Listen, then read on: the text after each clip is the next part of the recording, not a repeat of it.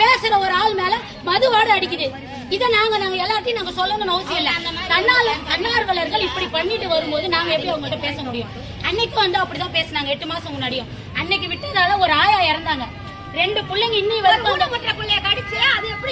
கஷ்டப்பட்டோன்னு எங்களுக்கு தான் தெரியும்.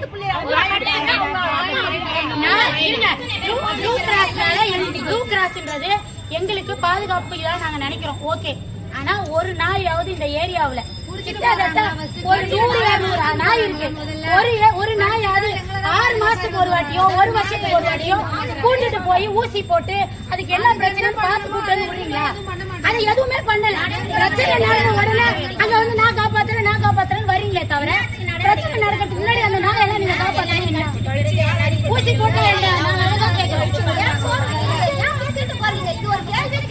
நாங்க அது ஒரு வாயிலாத ஜீவனு பாவமா படுத்திருக்குன்னு சாப்பாடு வைக்கிறோங்க. இப்ப நாங்க வந்து அது கடிக்கும் நினைச்சு நாங்க சாப்பாடு வைக்கல. நாங்க வச்சுக்கிட்டே வரும்போது அதுக்கு வந்து ஏதோ ஒரு ராபிஸ் அட்டாக் ஆயிருக்கு, வெறி ஆயிருக்குன்னு எங்களுக்கு எப்படி கண்டுபிடிக்க முடியும்?